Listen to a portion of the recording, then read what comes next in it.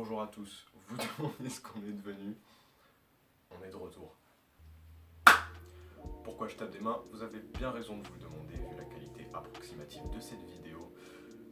Je vous montre tout de suite mon setup à l'écran. Voilà. Comme vous avez pu le voir, on a changé de nom. On est parti sur une toute nouvelle direction artistique en espérant que ça plaise à nos abonnés, nos petits loulous. Vous pouvez nous écrire dans les commentaires si ça vous plaît.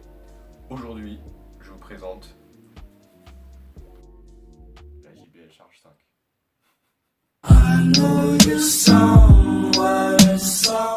Stop avec les intros, on arrête avec ça. Petit changement de plan, comme vous pouvez le constater. On a aussi un flux vidéo en bas, vu qu'on est bien sûr sur une chaîne de qualité. J'ai ici la boîte, on peut voir JBL Bluetooth 5.1 bien sûr, 20h, ça on verra, et Charge 5. Alors on a ici la boîte, voilà, je sais pas faire, je suis pas du tout un youtubeur. On a ici toutes les informations sur l'enceinte ou ce qu'elle propose, mais on verra ça lorsque je vais la déballer. Donc, oula, c'est très compliqué. Donc, Charge 5, petite image, voilà. Alors, je vais vous dire pourquoi j'ai pris cette enceinte. On laisse de côté, on va voir premier ce qu'il y a là-dedans. J'ai pris cette enceinte parce que je fais du sport, comme vous pouvez le voir, et j'avais besoin d'une enceinte qui me permette d'écouter de la musique pendant un petit moment assez fort. Avec de la qualité bien sûr. Je vous conseille de l'acheter aussi sur le bon coin. Moi je l'ai acheté neuf juste parce que je pouvais et parce que j'en avais envie. Mais sur le bon coin vous devez la trouver aux alentours des 120 € peut-être, 120, 130. Demandez juste bien au vendeur les informations que vous voulez. Souvent des photos des membranes, ce qui peut être souvent mensonger vu que du coup elles sont fausses. Ou alors cassées, mais du coup renseignez-vous bien. Ou alors si vous voulez l'acheter neuf, je vous mettrai le lien d'où je l'ai acheté dans la description. Ça va coûter environ 160 €, donc ça va. Alors ici, qu'est-ce qu'on a? On a... je sais pas du tout, ouais. J'ai pas ouvert du bon côté. Ok. Donc, on a un câble USB-A vers USB-C, vous pouvez le voir. Il vous faut quand même un bon chargeur, hein. Vu la puissance qu'a l'enceinte, ce sera pas avec un petit chargeur tout pourri que vous arriverez à la charger. Pourquoi je pose ça? Il y a sûrement d'autres choses à l'intérieur. Ok, c'est moi qui suis con. Alors, on a ici le guide, bien sûr, on s'en bat les couilles. Vous avez la ref. Mais bon, en général on lit pas trop, mais bon. On passe maintenant à l'ouverture de l'enceinte. Alors vraiment, première impression de ce que les gens disaient lorsque je regardais des vidéos, c'est qu'elle était assez lourde.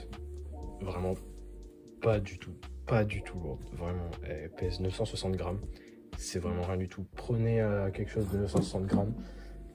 Mais je vous assure que c'est rien dans un sac à dos, surtout pour aller en cours. Je ferai le test après de la mettre dans mon sac à dos pour que vous voyez si ce que vous cherchez c'est une enceinte sportive, qui vous permette de faire du sport.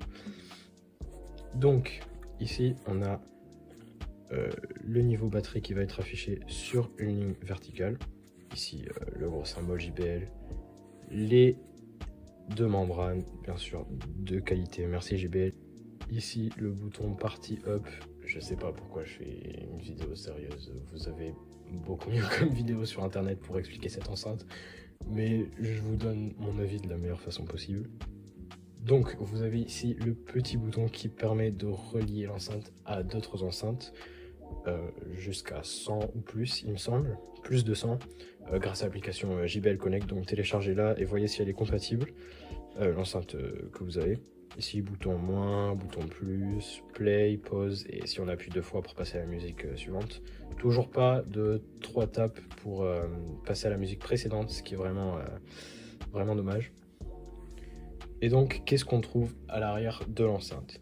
On a le support, bien sûr, qui permet de la tenir. Je vous dirai aussi ce que j'en pense. Et ici, l'entrée USB Type-C pour la recharger. Et cette enceinte, qui la rend vraiment pratique, c'est qu'elle peut faire office de powerbank, de recharge en fait. 7500 mAh, ce qui vous permet franchement d'écouter de la musique. Et si vous avez besoin de recharger votre téléphone, c'est vraiment plus que suffisant. Après, l'achetez pas comme powerbank de base, hein. Vous pouvez trouver moins cher et plus performant, mais ça fait l'affaire. On ferme, IPX7 bien sûr, résistante aux éclaboussures, et 30 minutes à 1 mètre de profondeur, il me semble. Je rajouterai en montage si c'est bien ça. Donc on va essayer de l'allumer.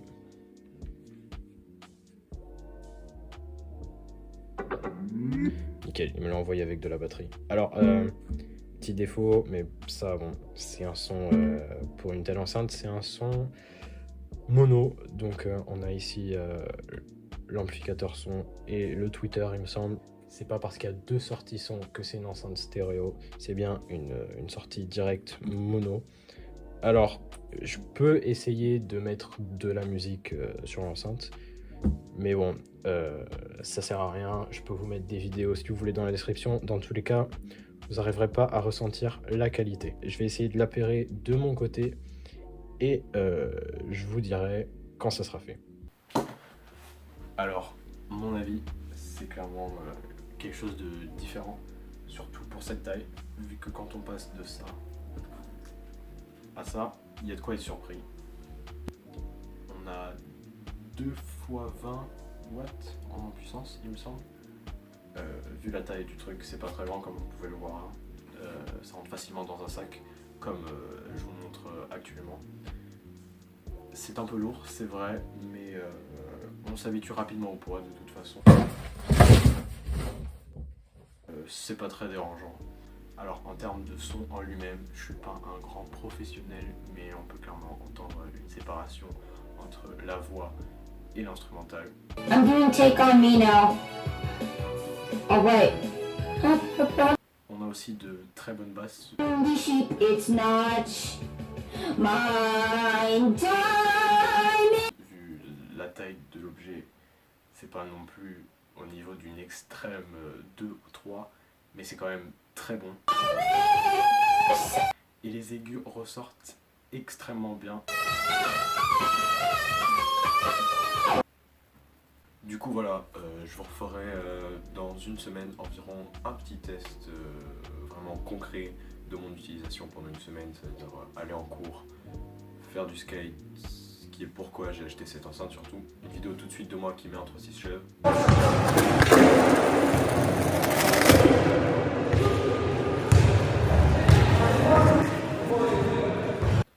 Je vous dirai ce que j'en pense, si ça en vaut le coup ou pas de l'acheter, surtout pour ce prix là aujourd'hui. J'espère aussi que mon arrivée dans le trio vous plaît, parce qu'avant j'en faisais déjà partie, mais j'avais juste pas les couilles de me montrer. Même actuellement, je me chie dessus. Si vous avez bien aimé cette vidéo tech, je peux vous présenter d'autres produits tels que les Galaxy Buds Live ou le Samsung A80 que j'utilise depuis environ 1 an. J'essaierai de vous donner mon avis le plus objectif dessus. Et voilà, ça sera tout. Je vais essayer quand même pour finir de vous faire quelques petits plans de coupe sur l'enceinte, des vrais plans de coupe, pas comme par le passé, parce que vous imaginez bien, vu la qualité de la chaîne, qu'on les a juste pris sur internet. Et donc voilà, ce sera tout. Merci beaucoup. Juste avant les plans de coupe, n'oubliez pas de vous abonner s'il vous plaît. J'ai totalement oublié de le demander, mais ça m'a pris beaucoup de temps cette vidéo. Merci beaucoup.